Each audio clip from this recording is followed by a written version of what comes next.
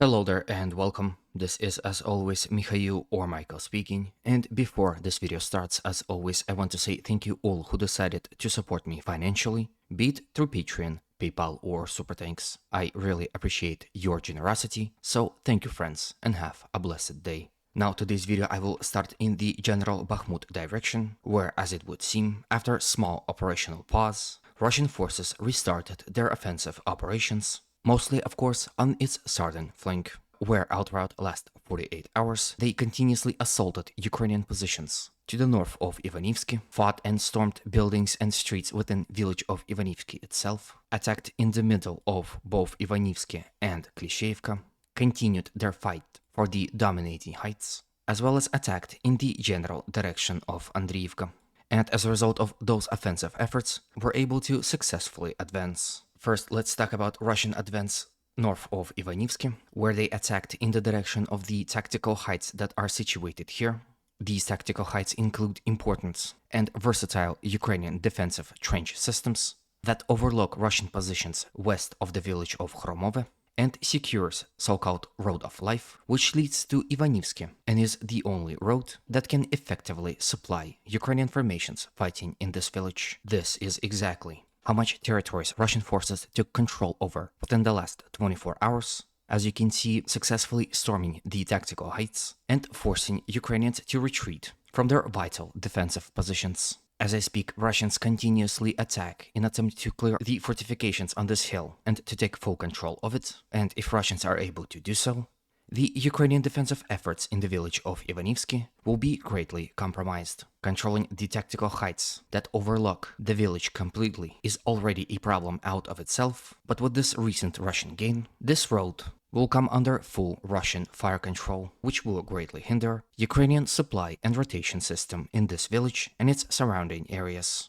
Perhaps this Russian attack to the flank of Ukrainian formations fighting in Ivanivske is related to Russians being unable to advance further within the village as of right now. With attacks now coming from the north and northeast, Ukrainian soldiers will find themselves overwhelmed and outnumbered, and with continuous Russian bombardments, aviation strikes and drone strikes, will surely be forced to retreat, first to the forested areas here, and then eventually behind this canal, greatly exposing this portion of the settlement of Chasov Yar, towards which of course Russians are continuously attacking as well. Then from Ivanivske, let's quickly discuss Russian offensive efforts in the direction of Klishchiivka.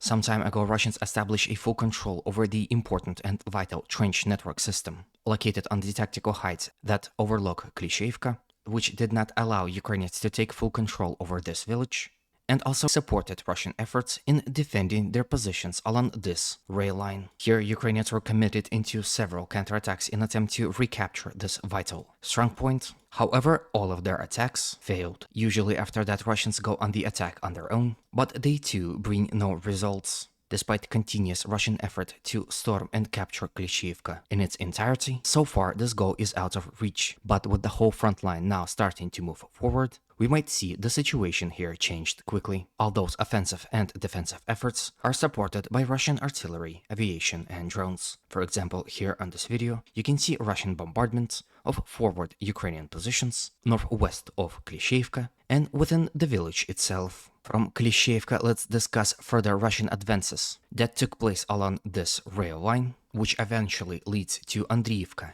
and Klishchiivka. So it's a vital portion of a defensive line which Russians are using to stop Ukrainians from advancing further on this front and reaching this important and vital supply road. So it shouldn't come as a surprise that Russians are fighting hard for its control. And as a result of this kind of fighting, Russians were able to advance and take control over those territories within the last 24 hours. Of course, one of the important gains of the day was the capture of this train station, and with it the general improvement of Russian defensive capabilities in this area. This will allow them to advance further on along the rail line in the general direction of Andriivka, capturing this rail line and forests attached to it. Perhaps we see the start of the operation of a full recapture of Andriivka village right at its very beginning. Here Russians are obviously looking for possibilities to increase their general situation, to capture Klishchiivka and Andriivka and push Ukrainians back behind this canal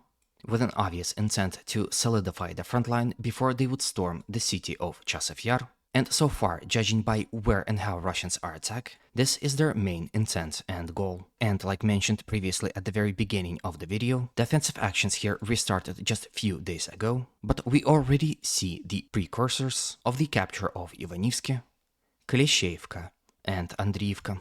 Now, at this point in time, not only do I want to know your opinion on the possibility of this kind of operation happening and the probability of its success, if you also like this video so far, I would like to kindly ask you to consider supporting this video with a like, comment, and of course, a subscription. Thank you for considering it, and let's talk about something else.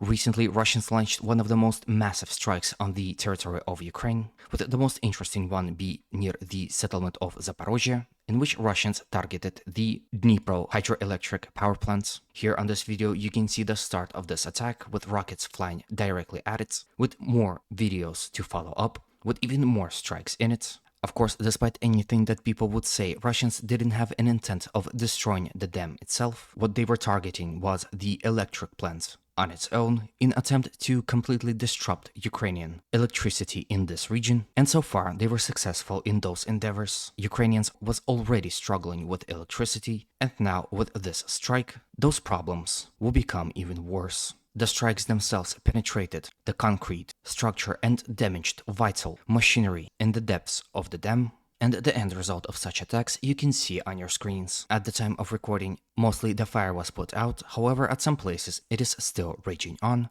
with Ukrainian emergency services still fighting with it. Then at the very last, let's move to Belgorod and discuss the situation here as well. And it seems as the futility of the Ukrainian attacks across the Russian-Ukrainian border into the Belgorod region becomes more and more obvious. Ukrainian artillery shellings of Belgorod becomes less and less discreet, with more and more shells landing within the vicinity of the city, like you can see on this video here. Now, this portion of the video, of course, I have to censor, because the unlucky car got hit with a person sadly dying from this attack. Obviously, these kind of attacks are meant to spark fear and terror within the residents of the city, but I'm afraid if that would be the case, the end result will not be to Ukrainian liking. Perhaps Ukrainians are wishing that after such attacks, Russian populace would rise against Putin and overthrow him in the end result. This logic, however, is extremely flawed and will actually trigger the opposite response. The more Ukrainians would bombard Belgorod